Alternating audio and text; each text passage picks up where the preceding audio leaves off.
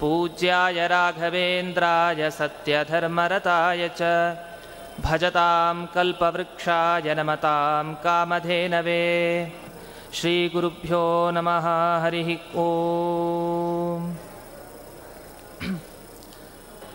ವಿಶೇಷವಾಗಿ ರಾಯರ ಆರಾಧನೆ ಅಂದರೆ ಅವತ್ತು ಈ 3 ದಿವಸ ಅಂತ ಅಲ್ಲ, ವರ್ಷದ ಪ್ರಾರಂಭದ ದಿವಸದಿಂದ ಕೊನೆಯವರೆಗೂ ಕೂಡ ಅವರ ನಿರಂತರ ಆರಾಧನೆ ನಮ್ಮ ಮನೆಗಳಲ್ಲಿ ನಡಿಲೇಬೇಕು.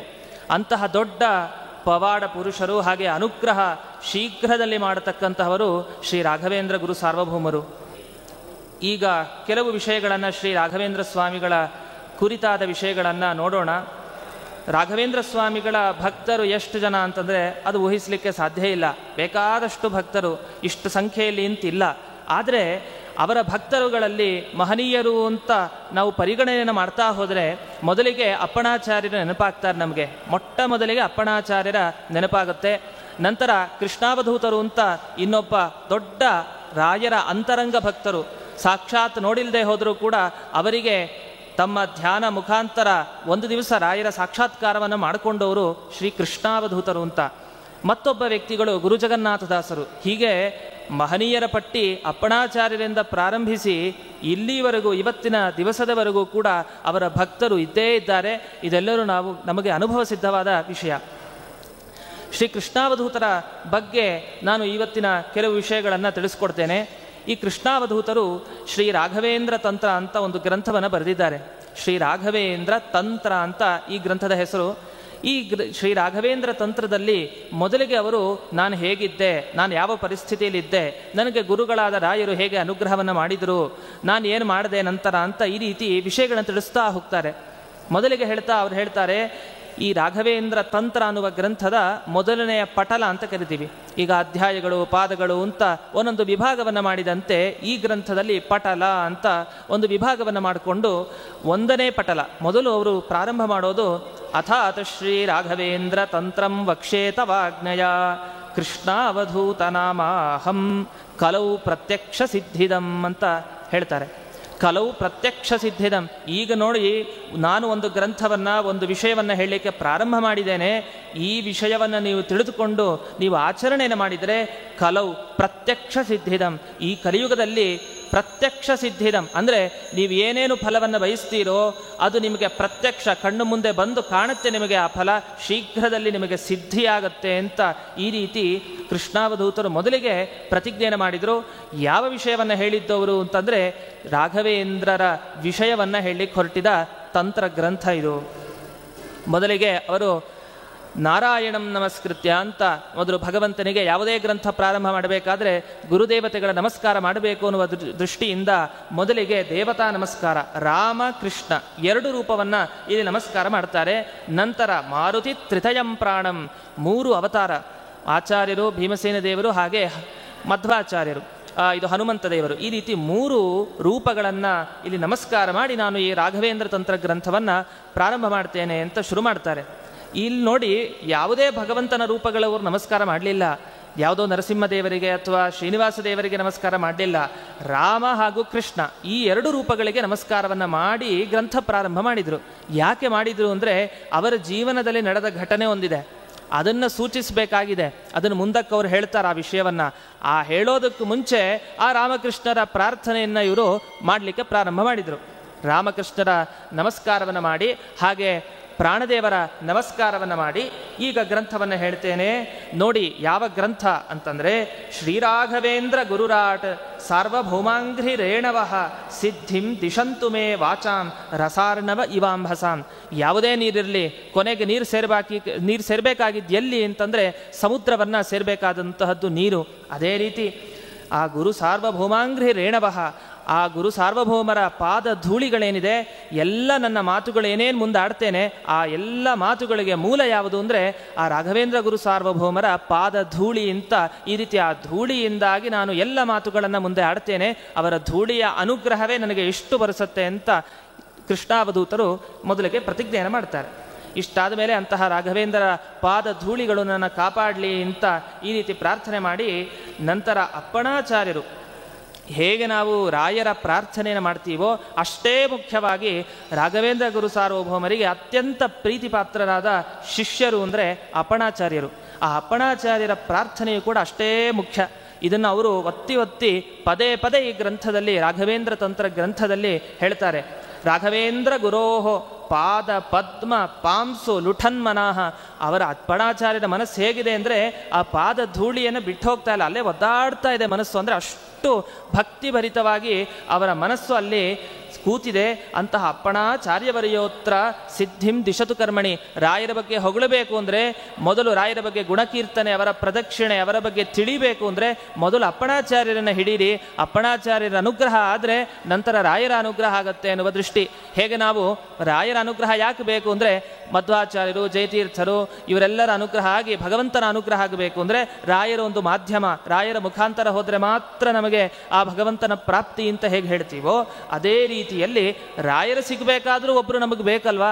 ಆ ರಾಯರು ಸಿಗಬೇಕಾದ್ರೆ ನಮಗೆ ಯಾರು ಬೇಕು, ಯಾರ ಸಿದ್ಧಿಯನ್ನು ನಾವು ಪಡ್ಕೊಳ್ಬೇಕು ಅಂದರೆ ಅಪ್ಪಣಾಚಾರ್ಯವರ್ಯೋತ್ರ ಸಿದ್ಧಿಂ ದಿಶತು ಕರ್ಮಣಿ. ಈ ಯಾವುದೇ ಕೆಲಸವನ್ನು ಈಗ ಪ್ರಾರಂಭ ಮಾಡಬೇಕಾದ್ರೆ ನನಗೆ ಅಪ್ಪಣಾಚಾರ್ಯರೇ ನಿಮ್ಮ ಅನುಗ್ರಹ ನನಗೆ ಬೇಕು ಅಂತ ಪ್ರಾರ್ಥನೆ ಮಾಡಿ ಒಂದು ಘಟನೆಯನ್ನು ನಿರೂಪಣೆ ಮಾಡಲಿಕ್ಕೆ ಬರ್ತಾರೆ. ನಾನು ಹೇಗಿದ್ದೆ ಅಂತ ಅವರು ಹೇಳಲಿಕ್ಕೆ ಪ್ರಾರಂಭ ಮಾಡ್ತಾರೆ. 32 ವರ್ಷ ಪರ್ಯಂತಂ ದುರಾಚಾರ ರಥಂ ಸದಾ ಅಂತ. 32 ವರ್ಷಗಳ ಕಾಲ ನನ್ನ ಜೀವನವನ್ನು ವ್ಯರ್ಥವಾಗಿ ಕಳೆದುಬಿಟ್ಟೆ. ಏನೇನು ಬೇಡವೋ ಎಲ್ಲ ಅನಾಚಾರಗಳಲ್ಲಿ ನಾನು ತೊಡ್ಕೊಂಡ್ಬಿಟ್ಟೆ. ಒಮ್ಮೆನೂ ಕೂಡ ದೇವಸ್ಥಾನಕ್ಕೆ ಬರಲೇ ಇಲ್ಲ. ದೇವರು ಅಂದರೆ ಗೊತ್ತಿಲ್ಲ, ಗುರುಗಳೇ ಅಂದರೆ ಗೊತ್ತಿಲ್ಲ. ಇಂತಹ ಒಂದು ಮೂರ್ಖತನದ ಪರಮಾವಧಿ ದುಷ್ಟನಾಗಿ ನಾನು ನನ್ನ 32 ವರ್ಷಗಳ ಕಾಲ ಜೀವನ ಪಯಣವನ್ನು ಸಾಗಿಸಿಬಿಟ್ಟೆ. ಆದರೆ ಒಮ್ಮೆ ಸ್ವಪ್ನದಲ್ಲಿ ಬಂದರು. ಯಾರು ಬಂದರು ಅಂತಂದರೆ ಪ್ರಬೋಧಿತೋಪಿ ಅವಿಶ್ವಾಸಾದ ಅಪ್ಪಣಾಚಾರ್ಯಣ ಮೂಢದೀಹಿ ನಾಕಾರ್ಷಂ ಶ್ರೀಗುರೌ ಭಕ್ತಿಂ ಪುನರಾಸಂಕು ಕರ್ಮಣಿ. ಒಮ್ಮೆ ಅಪ್ಪಣಾಚಾರ್ಯರು ದಿಢೀರಂತ ನನ್ನಂತಹ ದುಷ್ಟ, ಎಂತಹ ಕೃಪೆ ಅವರಿಗೆ ಬಂದರು. ಅಪ್ಪಣಾಚಾರ್ಯರು ಸ್ವಪ್ನದಲ್ಲಿ ಬಂದು ಹೇಳಿದರು, ನೋಡು ಗುರುರಾಯರನ್ನು ಸ್ಮರಣೆ ಮಾಡು, ಗುರುಸ್ತೋತ್ರವನ್ನು ಪಠನ ಮಾಡು, ಉದ್ಧಾರ ಆಗ್ತೀಯಾ ಅಂತ ಸ್ವಪ್ನದಲ್ಲಿ ಸೂಚನೆ ಬಂದಂತೆ ಅವರಿಗಾಯಿತು. ನಿಜವಾಗ್ಲೂ ಅಪ್ಪಣಾಚಾರ್ಯರು ಬಂದಿದ್ದರು. ಇವರು ನಂಬಲ್ಲ, ಇವರು ಕೃಷ್ಣಾವಧೂತರು. ಈಗ ಅವಧೂತರಾಗಿದ್ದರು. ಮುಂಚೆ ಕೃಷ್ಣ ಮಾಮೂಲಿಯಾದ ಸಾಮಾನ್ಯವಾದ ವ್ಯಕ್ತಿಯಾಗಿದ್ದರು. ಆ ಸಂದರ್ಭದಲ್ಲಿ ಅವಿಶ್ವಾಸ ಸ್ವಪ್ನದಲ್ಲಿ ಬಂದು ಮತ್ತೆ ಮತ್ತೆ ಎಚ್ಚರಿಸ್ತಾ ಇದ್ರು. ಆದರೂ ವಿಶ್ವಾಸ ಇಲ್ಲ, ಗುರುದೇವತೆಗಳಲ್ಲಿ ವಿಶ್ವಾಸ ಇಲ್ಲ. ಏನೋ ಹೇಳ್ತಾ ಇದ್ದಾರೆ, ಯಾರೋ ಬಂದು ಅನ್ನುವ ಭಾವನೆ ಎಂದಿತ್ತು. ಮತ್ತೆ ಅವರ ದುರಾಚಾರ ಏನಿತ್ತು ಅದರಲ್ಲೇ ಅವರು ಕಳೀತಾ ಹೋದರು ಕಾಲವನ್ನು. ಆಗ ಸರಿ ಹೋಗಲಿಲ್ಲ. ಅಪ್ಪಣಾಚಾರ್ಯರು ಎಷ್ಟು ಕೃಪಾಳುಗಳು, ಈ ರೀತಿ ಅವಿಶ್ವಾಸವನ್ನು ತೋರಿಸಿದ್ರೂ ಕೂಡ ಅವರ ಸ್ವಪ್ನದಲ್ಲಿ ಮತ್ತೆ ಬಂದರಂತೆ. ಎಂಥ ಮಹಾತ್ಮರ ಸ್ವಭಾವನೆ ಹಾಗೆ. ನಾವು ತಪ್ಪುಗಳನ್ನು ಮಾಡ್ತಾ ಇದ್ರು, ಹೇಗಾದರೂ ಮಾಡಿ ಇವನನ್ನು ಉದ್ಧಾರ ಮಾಡೋಣ ಅನ್ನುವ ದೃಷ್ಟಿಯಲ್ಲೇ ಇರ್ತಾರೆ ಅವರು. ಈ ದೃಷ್ಟಿಯಲ್ಲಿ ಅಪ್ಪಣಾಚಾರ್ಯರು ಪುನಃ ಇವರ ಸ್ವಪ್ನದಲ್ಲಿ, ಕೃಷ್ಣಾವಧೂತರು ಅಂತ ನಾವೇನು ಕರಿತೀವಿ, ಅವರ ಸ್ವಪ್ನದಲ್ಲಿ ಬಂದು ಈಗ ಏನು ಮಾಡ್ತಾರೆ ಅಂದರೆ ಗುರುಗಳ ಸ್ತೋತ್ರ, ಗುರುಗಳ ಪಾರಾಯಣ ಅದಿರಲಿ, ಮೊದಲು ಏನು ಮಾಡ್ತಾರೆ ಅಂತಂದರೆ ವ್ಯಾಸಕೃಷ್ಣಯೋಹೋ ಮಂತ್ರವು ಅಂತ ಹೇಳ್ತಾರೆ. ರಾಮ ಮತ್ತು ಕೃಷ್ಣ ವ್ಯಾಸ ಅಂತೇಳಿ ಹೇಳ್ತಾರೆ. ವ್ಯಾಸದೇವರು ಮತ್ತು ಕೃಷ್ಣದೇವರು ಇಬ್ಬರ ಮಂತ್ರವನ್ನು ಉಪದೇಶ ಕೊಡ್ತಾರಂತೆ. ಉಪದೇಶ ಕೊಟ್ಟು ಈಗಲಾದರೂ ನೀನು ಆ ಮಂತ್ರಗಳನ್ನು ಉಪದೇಶ ಮಾಡಿ ನೀನು ಗುರುಗಳ ಸ್ತೋತ್ರವನ್ನು ಮಾಡುವಂತೆ ಆಗಲಿ ಅಂತ ಮತ್ತೆ ಅವನಿಗೆ ಬೋಧಿಸ್ತಾರೆ. ಅದಕ್ಕೆ ಹೇಳ್ತಾರೆ, ಅಪ್ಪಣಾಚಾರ್ಯೋಹಂ, ನಾನು ಅಪ್ಪಣಾಚಾರ್ಯರೇ ಬಂದಿದ್ದಪ್ಪ. ಮುಂಚೆ ಏನೂ ಹೇಳಲಿಲ್ಲ, ಸುಮ್ಮನೆ ಬಂದರು, ಹೇಳಿದ್ರು ಈ ರೀತಿ ಗುರುಗಳ ಸ್ತೋತ್ರ ಮಾಡು ಅಂತ. ಇವ್ರು ಯಾರು ಗುರುಗಳು ಅನ್ನೋ ಪ್ರಜ್ಞೆನೂ ಕೂಡ ಇರಲಿಲ್ಲ ಆ ಸಂದರ್ಭದಲ್ಲಿ ಕೃಷ್ಣಾವಧೂತರಿಗೆ. ಕೊನೆಗೀಗ ನಾನು ಅಪ್ಪಣಾಚಾರ್ಯರೇ ಬಂದಿದ್ದೇನೆ, ನಾನು ಶ್ರೀ ರಾಘವೇಂದ್ರ ಸ್ವಾಮಿಗಳ ಪರ ಶಿಷ್ಯ, ಬಂದು ನಿನಗೆ ಕೃಷ್ಣ ವೇದವ್ಯಾಸರ ಮಂತ್ರವನ್ನು ಉಪದೇಶ ಕೊಡ್ತಾ ಇದ್ದೇನೆ. ವ್ಯಾಂ ವೇದವ್ಯಾಸಾಯ ನಮಃ, ಕ್ಲೀಂ ಕೃಷ್ಣಾಯ ನಮಃ ಅಂತ ಈ 2 ಮಂತ್ರಗಳನ್ನು ಅಪ್ಪಣಾಚಾರ್ಯರು ಈ ಕೃಷ್ಣಾವಧೂತರಿಗೆ ಉಪದೇಶವನ್ನು ಕೊಡ್ತಾರಂತೆ. ಅದಕ್ಕೆ ಹೇಳ್ತಾರೆ, ಸಾಮಾನ್ಯವಾಗಿ ಕಲಿಯುಗದಲ್ಲಿ ಕಲೌ ದುರ್ಗಾ ವಿನಾಯಕೋ ಅಂತ ಒಂದು ಮಾತಿದೆ. ಯಾವ ಮಂತ್ರವನ್ನು ನಾವು ಪಠಿಸಿದರೆ, ಯಾವ ಮಂತ್ರವನ್ನು ಜಪ ಮಾಡಿದರೆ ನಮಗೆ ಬೇಗ ಫಲಸಿದ್ಧಿಯಾಗತ್ತೆ ಅಂದರೆ ಒಂದು ದುರ್ಗಾದೇವಿಯ ಮಂತ್ರ, ಗಣಪತಿಯ ಮಂತ್ರ ಅಂತ ಹೇಳ್ತಾರೆ. ಆದರೆ ನಮ್ಮ ಮಧ್ವಾಚಾರ್ಯರ ಸಿದ್ಧಾಂತದಲ್ಲಿ ಪ್ರತ್ಯೇಕವಾಗಿ ದುರ್ಗಾದೇವಿಗೆ ಗಣಪತಿಗೆ ಪ್ರಾಧಾನ್ಯ ಇಲ್ಲ.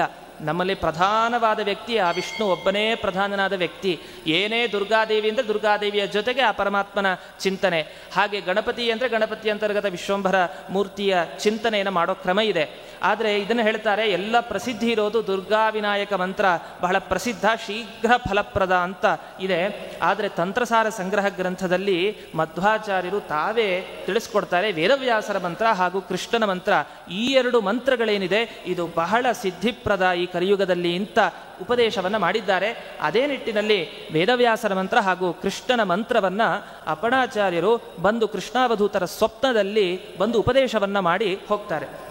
ನಂತರ ಇನ್ನೂ ವಿಶ್ವಾಸ ಬರಲಿಲ್ಲ. ಅವಾಗೇನು ಮಾಡಿದ್ರು, ಏನೋ ಹೇಳಿದ್ದಾರೆ, ಇದು ಯಾವುದು ನಂಗೆ ಗೊತ್ತಿರಲಿಲ್ಲ ಇಷ್ಟವರೆಗೂ. ಯಾವುದು ವ್ಯಾಂ ವೇದವ್ಯಾಸಾಯ ನಮಃ ಅನ್ನುವ ಮಂತ್ರ ಆಗಲಿ, ಕ್ಲೀಂ ಕೃಷ್ಣಾಯ ನಮಃ ಅನ್ನುವ ಮಂತ್ರ ಆಗಲಿ ನನಗೆ ಗೊತ್ತಿರಲಿಲ್ಲ. ಎಲ್ಲ ಉಪದೇಶ ಮಾಡಿದ್ದಾರೆ, ಮಾಡೋಣ ಅಂತ ಪ್ರಾರಂಭ ಮಾಡಿದರಂತೆ. ಮತ್ತು ಅಪಣಾಚಾರ್ಯರು ತಾವು ರಚನೆ ಮಾಡಿದ ಶ್ರೀಪೂರ್ಣಬೋಧ ಗುರುತೀರ್ಥ ಅನ್ನುವ ಸ್ತೋತ್ರ ಏನಿದೆ, ಆ ಸ್ತೋತ್ರದ ಉಪದೇಶವನ್ನು ಮಾಡಿದರು. ಅದನ್ನು ಕೂಡ ಪಠನೆ ಮಾಡ್ತಾ ಇದ್ರು. ಯಾಕೆಂದರೆ ಅವ್ರಿಗೆ ಇನ್ನೂ ಆ ಶಬ್ದಗಳೇ ಇದುವರೆಗೂ ಕೇಳಿರಲಿಲ್ಲ. ಸ್ವಪ್ನದಲ್ಲಿ ಶಬ್ದ ಕೇಳಿದ್ದಾರೆ ಅಂದರೆ ಅದು ನಿಜ, ಏನೋ ಸ್ವಪ್ನ ಬಿದ್ದಿದೆ, ಯಾರೋ ಹೇಳಿದ್ದಾರೆ ಎನ್ನುವ ಖಾತ್ರಿ ಆಯಿತು. ಆ ನಿಟ್ಟಿನಲ್ಲಿ ಅವರು ಸ್ತೋತ್ರವನ್ನು ಪಾರಾಯಣ ಮಾಡ್ತಾ ಹೋದ್ರಂತೆ ಪ್ರತಿ ದಿವಸ. ಆದರೂ ಎಲ್ಲ ಅವಿಶ್ವಾಸದಿಂದಲೇ ಮಾಡ್ತಾಯಿದ್ರು. ಇನ್ನೂ ಅಷ್ಟು ವಿಶ್ವಾಸ ಗಟ್ಟಿಯಾಗಿ ಪಕ್ವವಾಗಿ ಅವ್ರಿಗೆ ಆಗಿಲ್ಲ. ಆ ಸಂದರ್ಭದಲ್ಲಿ ಕೊನೆಗೆ ಒಬ್ಬ ಯತಿಗಳೇ ಬಂದ್ರಂತೆ. ಕೊನೆಗೆ ಅಪ್ಪಣಾಚಾರ್ಯರು ಸಾಕಾಗಲಿಲ್ಲ, ಕೊನೆಗೆ ಒಬ್ಬರು ಯತಿಗಳೇ ಬಂದರು. ಏವಂ ಕತಿಪಯೇ ಕಾಲೇ ನಿವೃತ್ತೆ ಕೋಪಿ ಸದ್ಯತಿ ಸ್ವಪ್ನೆ ಯದಾಹ ಗೋಪ್ಯತ್ವಾತ್ ತದ್ವಕ್ತು ನಹಿ ಸಾಂಪ್ರತಂ. ಒಬ್ಬ ಯತಿಗಳು ಬಂದ್ರಂತೆ. ಅವರು ತಮ್ಮ ಪರಿಚಯವನ್ನು ಮಾಡಿಕೊಡ್ಲಿಲ್ಲ. ಸನ್ಯಾಸಿ ವೇಷವನ್ನು ಧರಿಸಿ ಸ್ವಪ್ನದಲ್ಲಿ ಕೃಷ್ಣಾವಧೂತರ ಬಳಿ ಬಂದ್ರಂತೆ. ಬಂದು ಹೇಳಿದ್ರು, ಗೋಪ್ಯವಾದ ವಿಷಯಗಳನ್ನು ಕೆಲವೆಲ್ಲ ಹೇಳ್ತಾ ಹೋದರು. ಆಗ ಅವರಿಗೆ ನಂಬಿಕೆ ಬರಲಿಕ್ಕೆ ಪ್ರಾರಂಭ ಆಯಿತು. ಅವರ ಜೀವನದ ಚರಿತ್ರೆಯನ್ನು ಬಿಡಿಸ್ಬಿಟ್ರು ಅವ್ರ ಮುಂದೆ. ಕೃಷ್ಣಾವಧೂತರ ಹಿಂದಿನ 32 ವರ್ಷಗಳ ಕಾಲ ಏನು ದುರಾಚಾರದಲ್ಲಿ ರತರಾಗಿದ್ದರು ಅದೆಲ್ಲವನ್ನು ಬಿಚ್ಚಿಟ್ಟು ಅನುಗ್ರಹವನ್ನು ಮಾಡಿದರು. ನಂಬಿಕೆ ಬಂತು. ಗುರುಗಳು ಎಲ್ಲ ದೂರದೃಷ್ಟಿ, ಎಲ್ಲವನ್ನು ಬಲ್ಲವರು, ಎಲ್ಲ ಹೇಳಿದರು, ನಂಬಿಕೆ ಬಂತು. ಆ ಕ್ಷಣ ಏನು ಮಾಡಿದರು ಅಂತ ಅವರೇ ತಿಳಿಸ್ಕೊಡ್ತಾರೆ. ನಾನು ಏನು ಮಾಡಿದೆ ಅಂತ ಅವ್ರು ಹೇಳ್ತಾರೆ. ಅಲ್ಲಿವರೆಗೋರ್ಗೆ ಕೃಷ್ಣ ಅನ್ನೋ ಹೆಸರಿತ್ತಷ್ಟೇ. ಆ ಕೃಷ್ಣ ಅನ್ನೋ ಹೆಸರಿಟ್ಟಿದ್ದು ಪುಣ್ಯನೋ ಏನೋ ಗೊತ್ತಿಲ್ಲ. ಅಪ್ಪಣಾಚಾರ್ಯರೇ ಸಾಕ್ಷಾತ್, ರಾಯರೇ ಸಾಕ್ಷಾತ್ ಬಂದು ಸ್ವಪ್ನದಲ್ಲಿ ಉಪದೇಶವನ್ನು ಕೊಟ್ಟರು. ಅವಾಗ ಏನು ಮಾಡಿದ್ರು ಅಂದರೆ, ಕೃಷ್ಣ ಅವಧೂತ ಅಂತ ಅವರನ್ನು ಕರೀತಾರೆ. ಬಹಳ ಪ್ರಸಿದ್ಧ ಅವಧೂತ ಅನ್ನುವ ಪದ ಕರೀತಾರೆ. ಯಾರನ್ನ ಅವಧೂತ ಅಂತ ಕರೀತಾರೆ ಅಂದರೆ ಅವರೇ ಬರ್ಕೊಳ್ತಾರೆ, ನಾನು ಯಾಕೆ ಕೃಷ್ಣಾವಧೂತನಾದೆ ಅಂತಂದರೆ, ತದಾರಭ್ಯ ಅವಧೂಯಾಹಂ, ನಾನು ಅವಧೂಯ ಏನೇನು ಬಿಟ್ಟೆ ಅಂದರೆ, ವಿಷಯಾನ್ ಬಾಂಧವಾನ್ ಗೃಹಂ ಕೋಶಂ ಪಿತ್ರಾರ್ಜಿತಂ ಪುತ್ರಾನ್ ಪತ್ನಿದ್ವಯಮಪಿ ಪ್ರಿಯಂ. ನನಗೆ ಈ ವಿಷಯ ಧನ ಸಂಪತ್ತು ಎಲ್ಲ ಏನೇನಿದೆ ಇದು ಬಂಧುಗಳನ್ನು ಬಿಟ್ಟೆ, ಮನೆ ಬಿಟ್ಟೆ, ನನ್ನ ತಂದೆ ಆಸ್ತಿ ಮಾಡಿದ್ರು ಸಂಪಾದನೆ, ಆ ಆಸ್ತಿಯ ಧನದ ಸಂಗ್ರಹವನ್ನೂ ಬಿಟ್ಟೆ, ಕೊನೆಗೆ ಬಿಡಿ ಅತ್ಯಂತ ಇಷ್ಟರಾದ ನನ್ನ 2 ಹೆಂಡತಿಯರು ಪತ್ನಿಯರು ಅವರನ್ನೂ ಕೂಡ ತ್ಯಾಗ ಮಾಡಿದೆ. ಬರೀ ಇವೆಲ್ಲವನ್ನೂ ಕೂಡ ದೈಹಿಕವಾಗಿ ತ್ಯಾಗ ಮಾಡಿದ್ದಲ್ಲ, ಮನಸಾಪಿ ತ್ಯಾಗ ಮಾಡಿದೆ. ಮನಸ್ಸಿನಿಂದಲೂ ಕೂಡ ಒಮ್ಮೆಯೂ ಕೂಡ ನನ್ನ ಮನೆಯ ಬಗ್ಗೆ, ಈ ಸಂಬಂಧಿಗಳ ಬಗ್ಗೆ ನನ್ನ ಮನಸ್ಸು ಹರಿದಾಡಲೇ ಇಲ್ಲ. ಆಗ ಗುರುಪಾದಾಬ್ಜಂ ಉಪಾಸ್ಯ, ಕೇವಲ ಆ ಗುರುಗಳ ಪಾದ ಕಮಲಗಳನ್ನು ಉಪಾಸನೆಯನ್ನು ಮಾಡ್ತಾ ಇದ್ದೆ. ಹಾಗಾಗಿ ಅವಧೂತಸ್ತತೋಭವಂ, ನಾನು ನಂತರ ಕೃಷ್ಣ ಅವಧೂತ ಅಂತ ನಾನು ಪ್ರಸಿದ್ಧಿಗೆ ಬಂದೆ ಅಂತ ಅವರೇ ಹೇಳುವಂಥ ಮಾತು.